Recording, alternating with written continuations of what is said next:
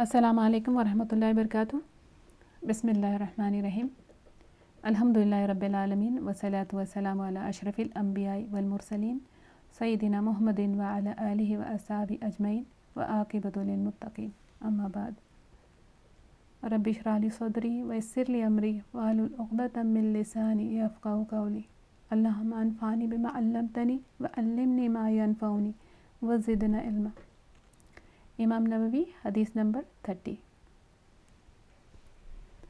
ابو ثعلبہ الخشانی جرشم بن ناشر رضی اللہ عنہ سے روایت ہے کہ رسول اللہ صلی اللہ علیہ وسلم نے فرمایا، بے شک اللہ تعالیٰ نے کچھ فرائض مقرر کیے ہیں تو ان کو مت ضائع کرو، اور کچھ حدیں مقرر کی ہے ان سے تجاوز مت کرو، ان کو مت پھلانگنا، ڈو ناٹ کراس، اور کچھ چیزیں حرام کی ہے تو ان کی حرمت کو نہ توڑو، ان کی سینکٹیٹی بریچ مت کرو، اور خاموشی اختیار کی ہے کچھ چیزوں سے تم پر رحمت کرتے ہوئے، بغیر بھولے تو ان کے بارے میں بحث کرد نہ کرو۔ یہ حدیث ضعیف مانی جاتی ہے، ضعیف یعنی ویک، اس کے اسناد کو لے کر، چین کو لے کر، اور یہ بھی کہ ایک اوپینین ہے کہ یہ حدیث نہ ہو کر صحابی کا قول ہے، اور ضعیف حدیث سے اسلام کا کوئی حکم نہیں بنایا جا سکتا۔ فتویٰ دینے کے لیے اس کو پروف کے جیسا یوز نہیں کر سکتے۔ سیم تھنگ عقیدہ کے ایشوز میں بھی اس کو دلیل نہیں بنایا جا سکتا، پر کچھ محدث ہیں ایسی حدیث کو اس کے فضائل کے لیے لینے میں حرج نہیں سمجھتے، اور اس کے درجے بیٹر ہو سکتے ہیں ایسی حدیث کے اگر اس کو سپورٹنگ حدیث سے مل جائے جو سیم معنی میں اور بیٹر چین کی ہو۔ لیکن یہ جو حدیث ہے آج جو ہم پڑھ رہے ہیں، حدیث نمبر 30، یہ معنی کے اعتبار سے بالکل صحیح ہے، کیونکہ دوسری کئی حدیث جو صحیح ہے اس معنی میں پائی جاتی ہے۔ ہم دیکھ لیتے ہیں دوسری حدیث ہے۔ سلسلہ صحیحہ کے حدیث ہے، رسول اللہ صلی اللہ علیہ وسلم نے فرمایا، اللہ تعالیٰ نے جو اپنی کتاب میں حلال کیا ہے وہ حلال ہے، حرام کیا ہے وہ حرام ہے، اور جن چیزوں سے خاموشی اختیار کی ہے وہ معاف ہے، تم اللہ تعالیٰ سے اس کی معافی قبول کرو، اور آپ کا رب بھولنے والا نہیں ہے۔ دوسری حدیث میں ایڈیشنل بات ہے کہ حلال حرام کے بیچ کچھ مشکوک ڈاؤٹ فل چیزیں ہیں، اور جو ان کو چھوڑ دے گا، جن کے گناہ ہونے یا نہ ہونے میں شک ہے، شبہ ہے، شور نہیں ہے، تو وہ ضرور ان چیزوں کو چھوڑ ہی دے گا جن کا گناہ ہونا کلیئر ہے، معلوم ہے، کوئی شک نہیں ہے، اور جو شک والی چیزیں کرے گا وہ ایک دن گناہ والی بھی کر ہی لے گا۔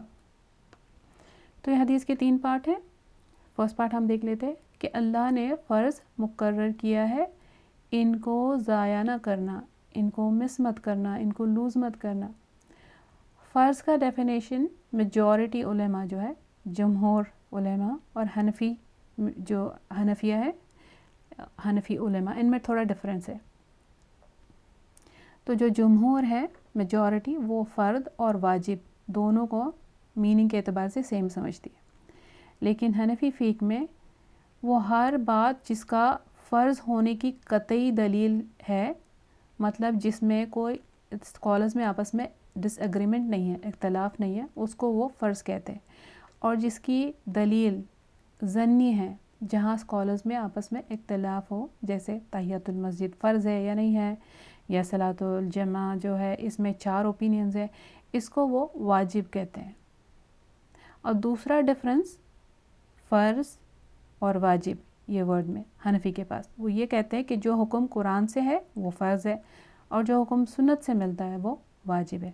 لیکن جمہور میجورٹی دونوں میں کیونکہ کوئی فرق نہیں کرتی، آج ہماری اس حدیث کی انڈرسٹینڈنگ کے لیے ہم بغیر کوئی فرق سمجھے دونوں میں واجب اور فرد کو ایک سمجھتے ہوئے اس کو پڑھیں گے انشاءاللہ۔ تو فرض ہوتا کیا ہے؟ فرض جس کو جو چیز کو کرنا ضروری ہے، لازمی ہوتا ہے، جس کا چھوڑنا گناہ ہے۔ فار ایگزامپل 5 نمازیں، روزہ، زکوٰۃ، حج، ماں باپ کے ساتھ اچھا سلوک، رشتہ داری نہ توڑنا، یہ سب فرض ہے، اور ایسے بہت ساری چیزیں۔ تو ان کو ضائع کرنا کیا ہے؟ ہم ایگزامپل کے حساب سے دیکھ لیتے، جیسے نماز کو دیکھتے کہ اس کا ضائع اس کو ٹائم پہ نہ پڑھنا، اس کے شرط اور ادب پورے نہ کرنا، سنت کے مطابق نہیں پڑھنا، دکھاوا کرنا. فار ایگزامپل دیکھو کہ جمعہ کی نماز کے بارے میں قرآن میں آتا ہے جس کا ٹرانسلیشن ہے کہ دوڑو نماز کی طرف اور تجارت چھوڑ دو، حکم ہے. تو مسجد میں خطبہ اگر ہو رہا ہے اور مسلمان باہر چیزیں بیچنے میں لگے ہیں تو یہ فرض کو ضائع کر رہے ہیں. رسول اللہ صلی اللہ علیہ وسلم نے فرمایا 5 باتیں ہیں جو کرے گا جنت میں جائے گا. اللہ تعالیٰ ہم کو ان میں سے بنائے. تو 5 نمازوں کی حفاظت اس کی وضو، رکوع، سجود اور اوقات کے ساتھ، رمضان کے روزے رکھنا، خوش دلی کے ساتھ زکوٰۃ ادا کرنا اور بیت اللہ کا حج کرنا اگر زادیرہ کی استطاعت ہو، فائنینشلی کیپیبل ہو. تو اچھا وضو الحمدللہ ہم سب جانتے ہیں. اور رکوع اور سجدے کی چوری نہ کرنا. تو اب چوری کیسے ہوتی ہے رکوع اور سجدے کی؟ کہ جو ہم نے دیکھے کہ اس کی جو پراپر پوزیشن ہے اور اس کو جتنا اناف ٹائم دینا چاہیے، اگر ہم اس میں کچھ بھی کمی کرتے، جیسے مرغی جیسا پیک کرتی ہے ویسا اگر ہم ہمارا سر زمین پہ پیک کرتے اور اٹھ جاتے ہیں تو یہ رکوع میں سے رکوع کی چوری ہے، یہ سجدے کی چوری ہے. اور رکوع بھی اگر ہم کمپلیٹلی اس کو اناف ٹائم نہیں دیتے، جیسے سبحان ربی العظیم، یہ اگر سمجھو اگر ایک بار بھی ہم بول رہے اور اچھے سے بول رہے تو اس میں کتنا ٹائم لگے گا؟ جتنا ٹائم میں بونز ریسٹ پہ آ جائیں گے. تو اگر اس سے اگر ہم کم کرتے تو یہ چوری ہے. اس سے بری کیا چوری ہو سکتی ہے کہ کوئی رکوع اور سجدے کی چوری کرے. پھر دوسری ہے کہ اوقات، وقت کی حفاظت. کبھی دیکھو کہ ہم کوئی اچھا کام کرتے رہتے ہیں، فار ایگزامپل قرآن پڑھنا اچھے کام ہے، سننا یا کوئی اچھا لیکچر ہم سن رہے ہیں تو یہ، یا سمجھو مہمان کے لیے، گھر والوں کے لیے ہم کھانا بنا رہے، گھر کی صفائی کرے، سب اچھے کام ہے. اگر نیت صحیح ہو تو عبادت بھی ہے، لیکن یہ فرض درجے کے نہیں ہیں. اس فرض نماز کے برابر ثواب نہیں ہے ان کا. ٹھیک ہے، نفل کا جو نفل عبادت، نفل کاموں کا ثواب فرض سے کبھی بھی کم ہوتا ہے.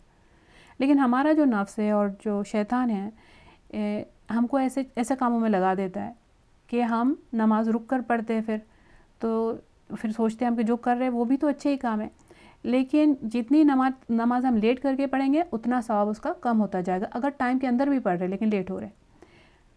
اور نماز کے ٹائم کے جو اینڈ ٹائم اللہ نے دیا ہے نا، وہ بھی تو اللہ کی حد ہی ہے نا، تو ہم اس کو بھی ٹیسٹ کر رہے.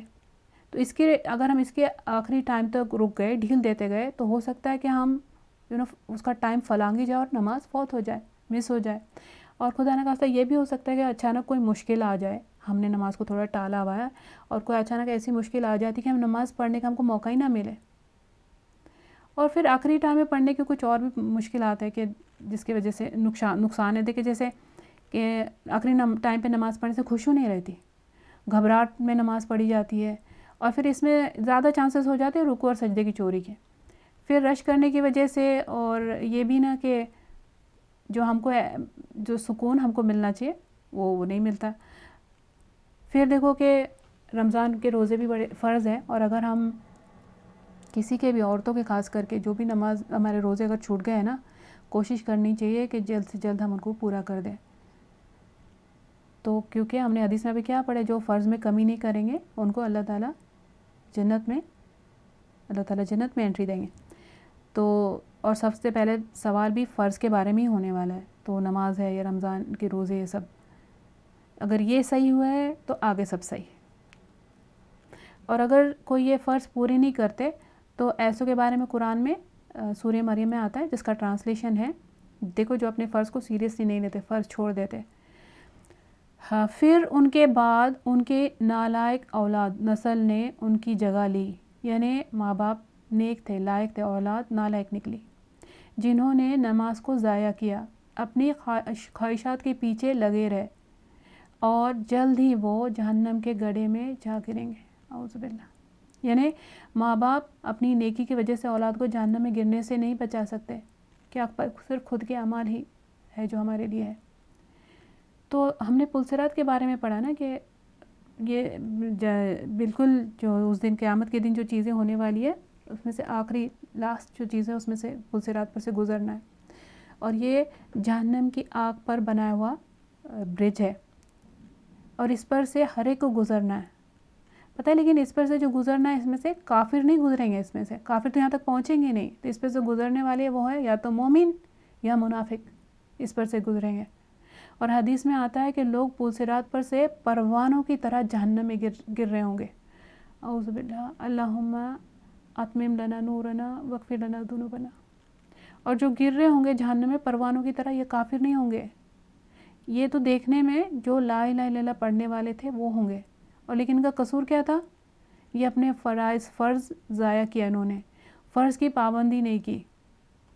تو دیکھو اگر ہماری بھی لائف میں ہم دیکھ لینا، ہم سب کوئی نہ کوئی ایسا مسلمان، ایسا فیملی ممبر کو ہم جو جانتے ہیں جو نماز نہیں پڑھتے، اور وہ بھی اس کو لے کے کول ہے، اور ہم بھی اس کو کچھ بڑی چیز نہیں سمجھتے. مطلب اتنی سیریس وارننگ ہے.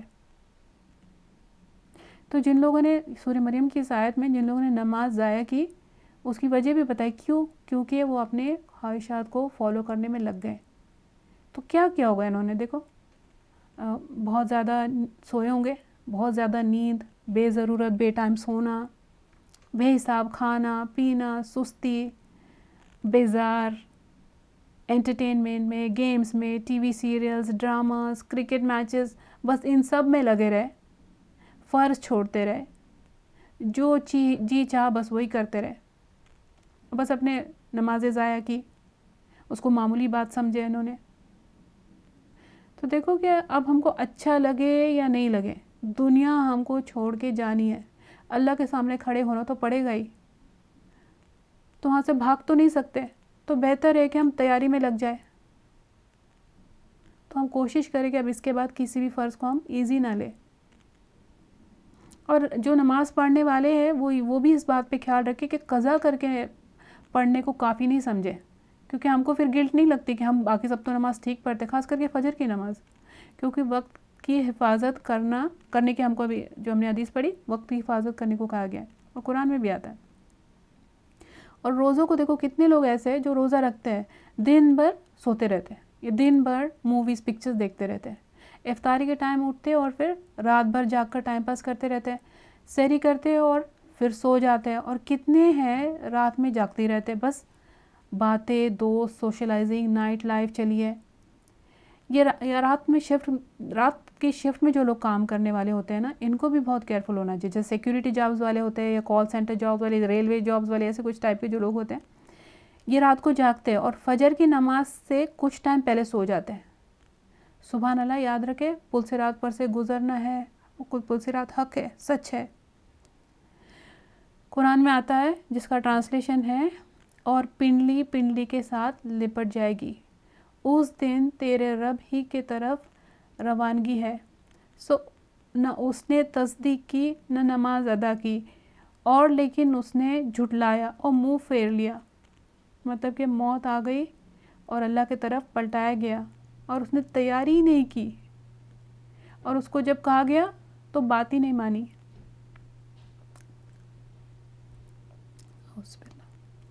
ابن عباس رضی اللہ عنہ سے روایت ہے، رسول اللہ صلی اللہ علیہ وسلم نے فرمایا، میں تمہیں پشت سے پکڑ کر کھینچ رہا ہوں، میں کہہ رہا ہوں جہنم سے بچو، حدود سے بچو، جہنم سے بچو، حدود سے بچو، جہنم سے بچو، حدود سے بچو. انہوں نے 3 بار یہ کہا. اور جب میں فوت ہو جاؤں گا اور تم سے پہلے جا کر حوض کوثر ہاؤس پر پانی کا انتظام کرنے والا ہوں گا، تو جو اس پر وارد ہو گیا وہ فلاح پا گیا، وہ کامیاب ہو گیا.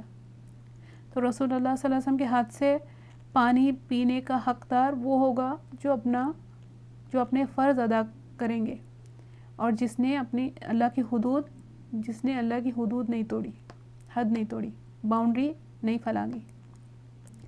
حدیث کا پارٹ 2، اللہ کی حدود سے آگے نہ بڑھو تو اپنی لین میں رہو، اپنے ٹریک کے اندر رہو، سیفلی منزل تک پہنچ جاؤ گے.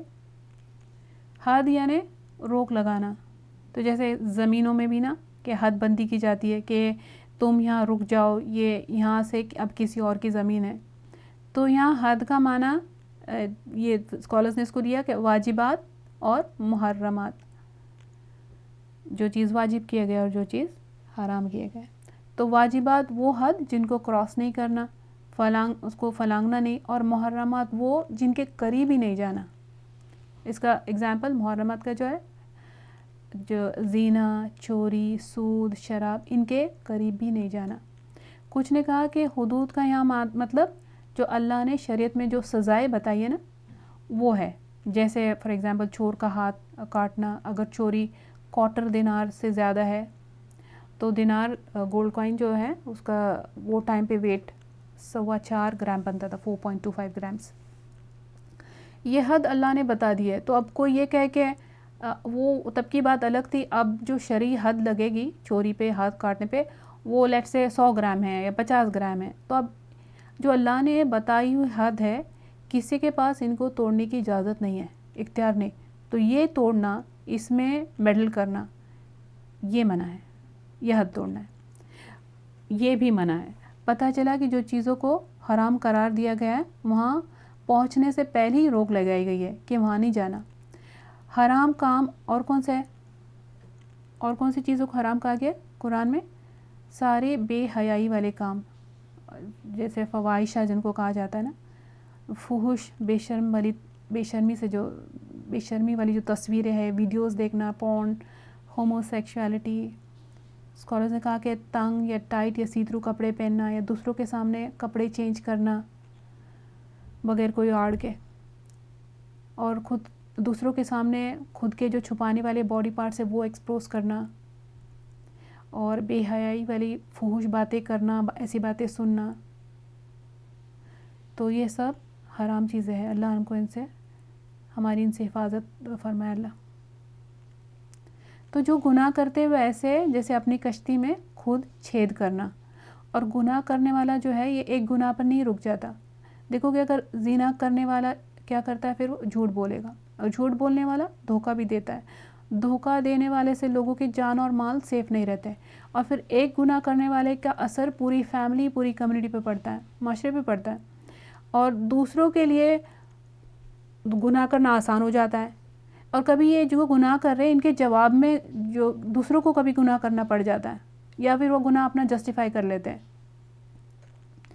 تو پھر ایسے گناہ سے صرف لوگوں کو ہی نہیں، بلکہ یہ صرف لوگوں کو ہی لے کے نہیں ڈوبیں گے، وہ پورے دین کو لے کے ڈوبیں گے. حدیث میں ہے کہ رسول اللہ صلی اللہ علیہ وسلم نے فرمایا، اللہ کے مقرر حدود میں سے ایک حد نافذ کرنا. تو جیسے جو حد، جیسے ہم نے پنشمنٹس کی بات کی، اللہ نے جو بتائی ہے، اگر فار ایگزامپل ہم دیکھتے گئے اللہ نے اگر صحیح طریقے سے ان میں سے صرف ایک کو اپلائی کیا گیا نا، اللہ نے جو حد مقرر کی ان کو، تو کوئی فار ایگزامپل کوئی اسلامک اسٹیٹ ہے اور غیر شادی شدہ کو زانی، غیر شادی شدہ زانی کو اگر سب شریعت پوری ہونے کے ساری کنڈیشنز پورے ہونے کے بعد کوڑے لگانا، یہ جو ہے یہ حد ہے. اگر ایسا کیا جاتا ہے تو ہم حدیث دیکھتے پھر سے کہ حدیث میں ہے کہ رسول اللہ صلی اللہ علیہ وسلم نے فرمایا، اللہ کی مقرر حدود میں سے ایک حد نافذ کرنا. اللہ تعالیٰ کا زمین میں 40 راتوں تک بارش سے بہتر ہے. یعنی دنیا میں اتنی برکت، خیر، فائدے اور خوشحالی ہو جائے گی، خاص کر کے اسپیسیفکلی اس علاقے میں، بس اللہ کے جو حد ہے اس کو پوری کرنے سے، اس پہ عمل کرنے سے. رسول اللہ صلی اللہ علیہ وسلم نے فرمایا، تم اللہ کے حرام کردہ گناہ سے بچو، سب سے زیادہ عبادت گزار بن جاؤ گے. مطلب یہ نہیں ہو کہ نماز روزے اور ہم ایک طرف وہ کرتے رہتے ہیں اچھے کام، اور دوسری طرف ہم گناہوں میں بھی لگے ہیں، اور ہم گناہ یہ سوچ کے بھی کرتے تو کیا ہم نیکیاں بھی تو اتنے کرتے کہ یہ سوچ کے کرے کہ نیکی اور گناہ کا وزن کیا جائے گا اور ہمارے پاس نیکیاں زیادہ ہے. نعوذ باللہ، یہ غلط فہمی میں نہیں رہنا چاہیے. اور ویسے بھی عبادت گزار کا ڈیفینیشن نیکیاں تو کرے پر گناہوں سے بھی اپنے آپ کو روکے. رسول اللہ صلی اللہ علیہ وسلم نے فرمایا، 3 طرح کی آنکھیں قیامت کے دن دوزخ کی آگ کو نہ دیکھے گی. وہ آگ جو اللہ کے ڈر سے رو پڑے، وہ آگ جس نے اللہ کی راہ میں پہرا دیا، اور وہ آگ جو حرام چیزوں کو دیکھنے سے جھک گئی، یعنی حرام دیکھ کر آنکھ پھیر لیا. قرآن میں ہے، جو ٹرانسلیشن ہے، جو بڑے بڑے گناہ سے تمہیں منع کیا گیا ہے، اگر تم ان سے بچتے رہو تو ہم تمہارے چھوٹی برائیوں کو تم سے مٹا دیں گے اور تمہیں عزت کے مکانوں میں داخل کریں گے. یہ سورہ نساء آیت نمبر 31 ہے. تو حدیث کا ایک مفہوم ہے جس میں رسول اللہ صلی اللہ علیہ وسلم نے فرمایا کہ قیامت کے دن کچھ لوگ تہامہ پہاڑ جتنی نیکیاں لائیں گے، یعنی عبادت اور دوسرے اچھے کام اتنے کرے ہوں گے انہوں نے. اور تہامہ یہ بہت بڑے پہاڑ کا نام ہے، اور اللہ ان کی اتنی بڑی بڑی نیکیوں کو غبار دھول بنا دیں گے۔ صحابہ نے پوچھا یہ کون ہے؟ آپ نے فرمایا رسول اللہ صلی اللہ علیہ وسلم کہ یہ رات میں تمہاری طرح عبادت کرتے تھے، یعنی تہجد بھی پڑھتے تھے، لیکن جب اکیلے ہوتے تو حرام کام کرتے، یعنی سامنے اچھے ہیں اور چھپ چھپ کے حرام کام کرتے رہتے ہیں، جیسے موبائل میں گندی تصویریں یا ماں باپ سے باقی لوگوں سے چھپ کے برے برے کام کرنا۔ تو یہ وہ حرام ہے جو پہاڑ جتنی نیکیوں کو دھول مٹی بنانے کا سبب بنے گا۔ ایسے کام ہم کو چھوڑ دینا چاہیے۔